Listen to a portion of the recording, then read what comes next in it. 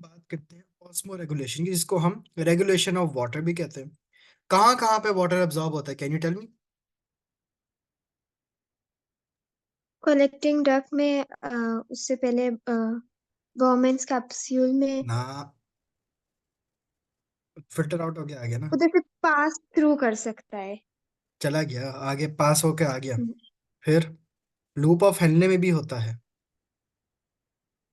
या लेबलिंग तो याद कर लो ना। उसके बाद लूप जो ऑफ, डिस्टिल होती है ट्यूब्यूल, उसमें क्या होता है? उसमें भी आते हैं। ठीक है, उसमें भी ग्लूकोज ही होती है ऑब्जॉर्ब। अभी हम वाटर की बात करें, ठीक है, वो सिलेबस में भी नहीं है डिस्टिल कॉन्वलेटेड ट्यूब वाला। वैसे वहां पे, अच्छा। ये यहाँ पे मिल जाएगा, वहां पे भी सिलेक्टिव रीअब्जॉर्प्शन ही होती है। लेकिन किसकी होती है वैसे सिलेबस में नहीं है, बट यहाँ पे और सॉल्ट, सोडियम होता है, मैग्नीशियम आयंस, क्लोराइड आयंस होते हैं। वो आप ए लेवल्स में करोगे। ठीक है, उस वक्त देखते हैं। सिलेक्टिव रीअब्जॉर्प्शन पीसीटी में जो हुआ, वो किसका हुआ था? ग्लूकोज का। पानी का कहाँ कहाँ होगा? लूप ऑफ हेनले में और कलेक्टिंग डक्ट में। Got it? यस। अभी पूरी नेफ्रॉन की असाइनमेंट देता हूँ सब। तो we have two locations, loop of Henle और दूसरा कलेक्टिंग डक्ट में। Osmoregulation is the process of maintaining water and salt concentrations across membranes within the body. It is an example of homeostasis in the human body. Here you can see कि ये एक fish है, ठीक है।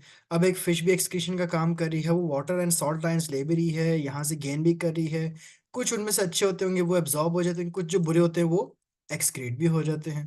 The cytoplasm of all cells is largely composed of water, for example blood plasma, and maintaining water levels in the body is very vital to prevent harmful changes, जैसे कि हमारे sales फट सकते हैं अगर बहुत ज्यादा वाटर गेन कर लिया, या अगर जरूरत से कम हो गया तब भी खतरा है, जरूरत से ज्यादा हो गया तब भी खतरा है, तो बैलेंस रखना पड़ता है।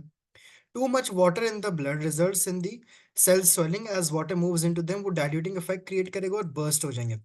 टू लिटिल ब्लड में क्या होगा, आपके पास डिहाइड्रेटिंग इफेक्ट हो जाएगा सेल्स में, और सेल आपका मर जाएगा। खैर, ये आपको डायग्राम तो याद हो जाएगी।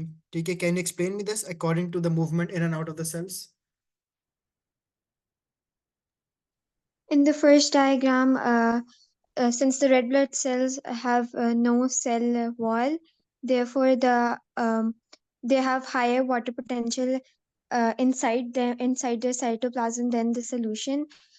Therefore, the water will move out of the cell, and the cell will shrink in its size.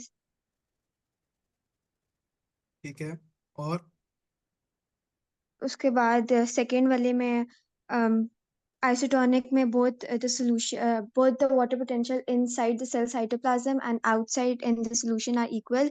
Therefore, there will be no net movement, and they will be since they will be equal, so the cell will be normal. और thirdly, red blood cells के अंदर low water potential होती है, तो जो water potential होती है वो हाई से लो में आती है, तो सोल्यूशन से सॉरी लो से हाई में जाती है, तो रेड ब्लड सेल से बाहर सोल्यूशन में वाटर जाएगा, और फिर अ, नहीं नहीं, नहीं ऑपोजिट नहीं हो गया। नहीं नहीं, ऑपोजिट ऑपोजिट हो सही गया, बता हाँ। रहे थे। फिर से देखो।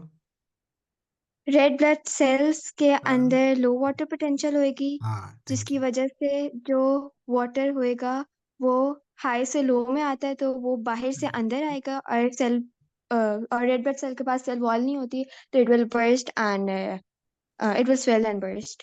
गुड। ये आइसोटोनिक काम बोले थे, आई हर्ड आइसोटोनिक। किधर लिखे? बीच वाले में बोला था। फिर मुझे पहले और तीसरी जी सर। पिक्चर का ही बता दो, ये कौन सा सोल्यूशन का? आइसोटोनिक अगर पता है, वो पहले दो ही पते होंगे, कौन से हैं वो?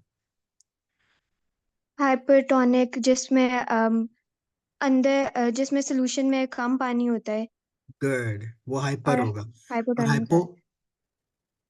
जिसमें सोल्यूशन में ज्यादा होता है डाइल्यूट गुड वाटर। गुड। ठीक है, ये लिखा है तीनों टर्म्स, यहाँ पे पढ़ लेना। There are two sources of water in the body.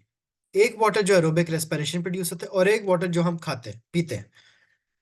Now water is lost from the body in the following ways: through water vapours, जब हम ब्रीथ आउट करते हैं एज पसीना स्किन से, और आपके पास बाकी एक्सक्रीशन के through. Now what is the role of ADH, anti diuretic hormone? इसकी फुल फॉर्म नहीं आती पेपर में, ये आप पढ़ोगे ए लेवल्स के तीसरे चैप्टर में। Anti diuretic hormone Water is reabsorbed occurs along the nephron tubules in the kidneys. The control of water reabsorption by the tubules is an example of a negative feedback.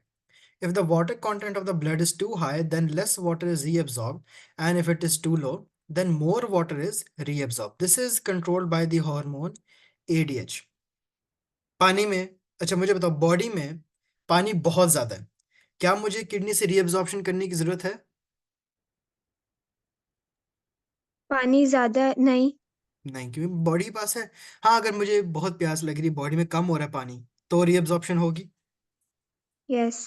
ठीक है, तब ये ADH आ जाएगा। ADH को release कौन करेगा? हमारे brain में जो पोस्टीरियर पिट्यूटरी ग्लैंड है, एक एंटीरियर होता है एक पोस्टीरियर होता है। पोस्टीरियर का काम होता है एडीएच। एंटीरियर में से कौन से रिलीज होते हैं? कुछ रिप्रोडक्टिव हार्मोन जो हम आगे पढ़ेंगे। यहाँ से एडीएच रिलीज होगा। एडीएच यहाँ जाके ना एक चैनल्स बना देगा।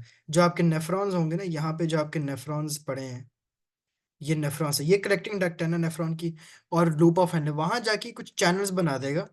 वो चैनल्स जहां से पानी के लिए रास्ता बन जाए और वो पानी सारा बाहर कैपिलरीज में अब्सॉर्ब हो जाए।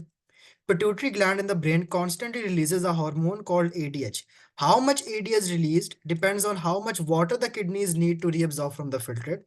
तो permeability के ऊपर भी आपके पास डिपेंड करता है। अब दोनों सिनेरियोस पढ़ते हैं। If the water content of the blood is too high, if the water content of the blood is too low.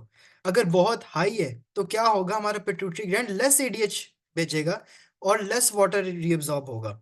लेकिन तो इससे क्या होगा? जो हमारे यूरिन प्रोड्यूस होगा वो बहुत ज्यादा डाइल्यूट होगा, मतलब कि हमारे बॉडी में ज्यादा पानी रीअब्सॉर्ब नहीं, तो यूरिन के अंदर जो पानी होगा वो बहुत ज्यादा होगा और इसका जो कलर होगा वो लाइट होगा, पानी ज्यादा होगा। डाइल्यूट यूरिन का मतलब मोर वाटर। अगर हमारी water content of the blood बहुत कम है, पिट्यूटरी ग्लैंड एडीएच ज्यादा रिलीज करेगा, ज्यादा पानी रीअब्सॉर्ब होगा, मतलब कि हमारी बॉडी में से यूरिन बहुत कॉन्सेंट्रेटेड निकलेगा, मतलब कि पानी उसमें कम होगा, तो हमारा जो यूरिन का कलर होगा वो डार्क होगा, बिकॉज यूरिन इज कॉन्सेंट्रेटेड। सारा पानी हमने बॉडी के अंदर एब्जॉर्ब कर लिया वापस। समझ आ गई? जी सर। ये कहानी लिखी हुई है और यही आपके पास एक फीडबैक चलता रहता है। ठीक है, हर चीज बस करनी बैलेंस है। Urine produced by the kidney contains a mixture of urea, excess mineral ions, excess water, and the color and the quantity of the urine produced in the body can change quickly as well. Large quantities of urine are usually pale yellow in color because it contains a lot of water, so the urea is less concentrated. Small quantities of urine are usually darker yellow, orange in color because it contains little water, and so the urea is more concentrated. This is the composition of urine. There are various reasons why the concentration of urine will change. It depends on the water intake. ठीक है, water intake का तो पता लग जाता है कि अगर मोर वाटर हमारी बॉडी से रिमूव होगा तो जो हमारी यूरिन का कलर होगा वो पेल येलो सा होगा। टेम्परेचर पे भी डिपेंड करता है। The higher the temperature the more water is lost in sweat. तो यूरिन के अंदर कम ही पानी हो, क्योंकि सारा पानी हमारा टेम्परेचर ज्यादा होने की वजह से पसीने में निकल जाएगा। तो यूरिन के अंदर पानी कम होगा तो यूरिन का कलर भी डार्क येलो होगा। एक्सरसाइज से भी इफेक्ट पड़ता है। एक्सरसाइज से भी क्या होगा कि बेशक बाहर सर्दी थी, अब टेम्परेचर का रोल नहीं है, टेम्परेचर कांस्टेंट, लेकिन आप एक्सरसाइज इतनी ज्यादा कर रहे हो कि आपका पानी और ज्यादा लॉस हो रहा है, तो यूरिन दोबारा क्या होगा? Dark yellow, concentrated like this colour. तो ये यूरिन टेस्ट आपके पास किया जाता है। ठीक है, ये आपके पास वो कलर चार्ट दिया हुआ है for the urine, and that is the end of your lecture.